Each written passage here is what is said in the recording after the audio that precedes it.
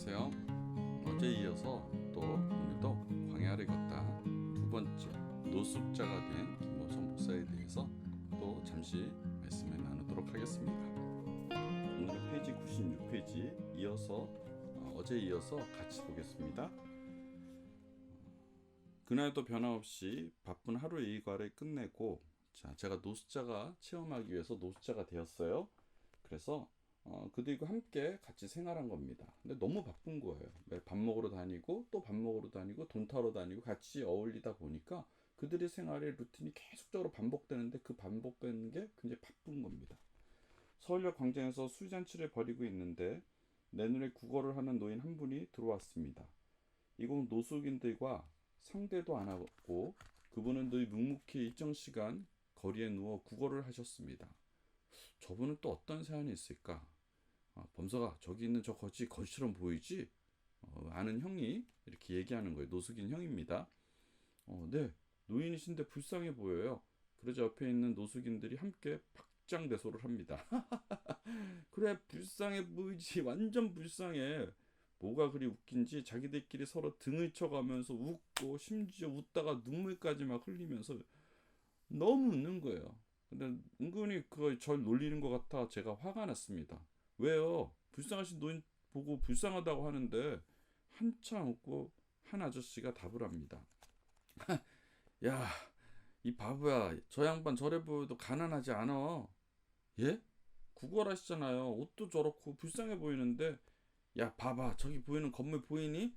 서울역 앞 건너편 동자동 건물을 가리킵니다. 나소래 집 근처에 있는 4층짜리 쪽방 건물입니다. 저 영감이 저 4층짜리 저기 건물주야 임마. 헤이 무슨 설마 저 건물이 얼마나 비싼데 여기가 서울 한복판인데 저기 한 건물에 쪽방이 40개가 넘어요. 대략 40가구 임대료만 내도 얼마를 나오는데 에이 설마 장난치지 마세요. 야 이게 내 말 안 믿네?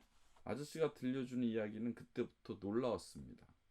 예전에 양동과 동자동 이때가 그 쪽방촌 서울역 쪽방촌 이때가 그때 김홍신이 인간시장이라는 그 창녀촌의 어떤 이때기를 쓴 곳이 이 배경이 된 곳이 이 양동과 이 동자동 지역 제가 사역했던 그 창녀촌 지역입니다. 그때 예전에 양동과 동자동 이때가 창녀촌이었을 때부터 이 거지왕초라는 분은 서울역에서 구걸을 했다고 합니다. 보통 거지들도 서열과 지역이 있는데 저분은 젊은 시절 서울역 대장이었습니다. 오랜 구걸을 통해 결국 건물을 사게 되었고 거기서 많은 임대료를 받는 준재벌이 되었습니다. 그런데 저분은 나이가 들었는데도 아직도 구걸을 하십니다. 동자동 쪽방촌에 있을 때는 양복을 꺼내 입고 다니다가 오전 시간과 퇴근 시간이 되면 서울역에 와서 사물함에 양복을 넣어두고 다시 거기서 거지 복장을 찾아서 양복과 바꿔 입고 구걸을 한다는 것입니다. 그러고 보니 언뜻 쪽방에서 본 적이 있는 것 같습니다. 프린스 승용차를 타고 다니시는 분이었고 건물주 할아버지가 맞았습니다. 그런데 어떻게 저는 혼란스러웠습니다. 그런데 저분 왜 지금도 구걸을 하는 거예요? 돈도 쓰는 놈들이 잘 쓰지 안 쓰던 놈들은 잘 못 써 임마. 그게 무슨 말이에요? 내가 듣기로는 저 영감이 이곳에서 거지로 지내며 돈을 벌었잖아. 그런데 평생 해온 일이 싸움과 구걸이었는데 갑자기 돈을 벌자 구걸을 할 필요가 없었대. 그런데 친구도 없고 뭐 할 수 있는 일도 없고 그래서 집에만 있다 보니 외롭고 몸이 편한데도 점점 속이 망가져 갔다나?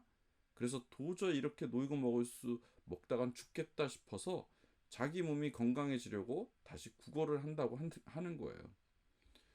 나도 궁금해서 여기 오래 있던 사람들에게 물었는데 그 양반 잘하는 사람이 그러더라고. 그 양반 취미생활, 외로워서 건강을 위해 구걸을 아직까지 한다는 겁니다. 세상 참 희한해. 이놈의 세상은 정말 요지경이야. 세상을 위해 구걸을 하는 게 아니라 생존을 위해 구걸을 하는 게 아니라 외로워서 또 건강을 지키려고 구걸을 한다니. 그러고 보니 저 직업은 정년이 없네. 그런 것 같아요. 거지의 직업은 정년이 없습니다. 그리고 출퇴근이 일정합니다. 개인 창업이고 내가 CEO입니다. 휴가도 자유롭고 언제 어디서나 행동에 제약이 없는 아주 굉장한 직업입니다. 그런데 막상 구걸을 하는 그들을 비웃고 불쌍하다고 바라보는 우리의 삶은 어떨까? 언제 잘릴지 몰라 불안해하고 너희 윗선의 눈치를 보면서 경제가 어렵다고 회사에서 버림받을 것 같은 두려움에 시달리고 1년에 고작해야 여름휴가 한 번 가고 모든 행동에 제약을 받고 남들의 이목을 생각하며 점잖은 채 살아가는 우리들의 삶과 자유롭게 구걸하면서 남 눈치 안 보면서 쉴 때 쉬고 일할 때 일하는 그 구걸하는 그 노인과 누구의 삶이 더 나을까? 갑자기 혼란스러웠습니다. 누가 누구를 불쌍하게 봐야 할지 모르겠습니다. 우리가 불쌍하다고 바라본 그들의 가난한 그들 입장에선 우리를 보면 어쩌면 우리가 불쌍한 사람들일지 모릅니다. 모든 것이 뒤죽박죽 엉켜버렸습니다. 평소에 가졌던 모든 상식들이 깨지는 느낌이 들었습니다. 진짜 행복은 돈이 많고 적음이 아닙니다. 돈이 아무리 많아도 내 안에 평안이 없으면 그것이 불행한 것입니다. 결국 내 안의 평안을 위해 나는 무엇을 얻으려 노력하며 살아가는 것일까? 돈, 명예, 권력, 이 세상이 말하는 평안함입니다. 그런데 그런 것들은 결코 우리에게 진정한 평안, 샬롬의 평안을 주지 못합니다. 진정한 평안은 돈, 명예, 권력이라는 세상 것들로 채워져서 만들어지는 것이 아닙니다. 진정한 샬롬의 평안은 무한하신 하나님을 내 안에 모셔야만 임합니다. 평안이 임해야만 하나님 나라를 우리가 볼 수 있습니다.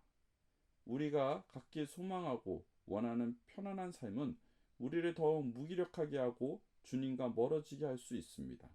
하지만 고난은 우리를 주님께 가까이 나아가게 합니다. 기도하게 합니다. 매달리게 합니다.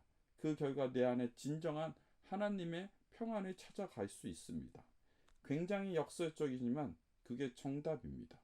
고난 속에 하나님을 찾을 때 그로 인해 세상의 삶은 불편하겠지만 결국 우리는 진짜 평안을 만날 수 있을 것입니다. 몸이 편하다고 따라올 수 없다는 것을 돈 많은 거지 할아버지는 알고 있었던 것입니다.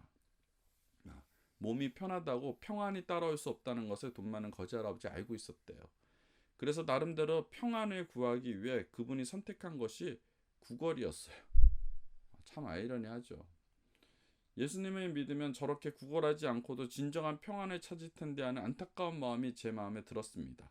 그래도 나름대로 평안을 가려고 육체가 편안한 삶을 포기한 그 용기에 머리가 숙여졌습니다. 나 같으면 그럴 수 있을까? 불쌍한 거죠. 돈은 있었는데 쓸 줄도 모르고 친구도 없고 불쌍한 거죠. 짧았던 노숙 체험은 제가 훗날 그들을 함부로 평가하거나 비판하지 않는 태도를 갖게 만들었습니다. 돈 많은 노인이 구걸을 통해 평안을 찾으려는 모습을 보면서 진정한 평안인 주님을 전해야 한다는 사명감이 내 안에서 일어났습니다. 예수를 빵으로 팔지 않는 사역자가 되겠다는 결심은 후일에 열매나는 재단의 자립에 초점을 맞추는 재단으로 세우는데 초석이 되었습니다. 무엇보다도 짧은 시간이었지만 함께함을 통해 그들을 조금이나마 노숙자 쪽방촌 분들을 알게 되었고 더 이해하게 되었고 더 사랑하게 되었습니다. 저에게 귀한 가르침을 주신 그때도 같이 함께 노숙을 했던 분들 지금 생각하면 너무 감사합니다. 우리가 보기엔 좀 너무 심할 정도로 예의도 없고 막대고 그런 분들처럼 보이지만 그들이 그렇게 사회적인 어떤 가난함 속에 구조적인 문제로 인하여 어려워지게 된 거잖아요. 누구도 스스로 원해서 그런 노숙의 삶을 사는 사람은 그 당시에는 없었어요. 지금이야 좀 어떤지 모르겠지만 20년 전 그 당시만 해도 스스로 그 가난을 선택한 사람은 없었습니다. 사회적인 어떤 구조적인 틀 안에서 가난해지고 그렇게 힘들어진 거예요. 그런 사람은 성경을 도우라는 거죠. 그들을 돌보라고 합니다. 강도 만난 사마리아인들 그들을 도우라고 하나님이 돕는 강도 만난 그 백성을 돕는 사마리아인이 내 진정한 백성이라고 말하시는 그 선한 사마리아인 비유처럼 우리도 강도 만난 이웃들을 돌보는 그러한 삶을 살아가기 주의 이름으로 축복합니다. 감사합니다. 오늘 하루도 승리하십시오. 기도하겠습니다.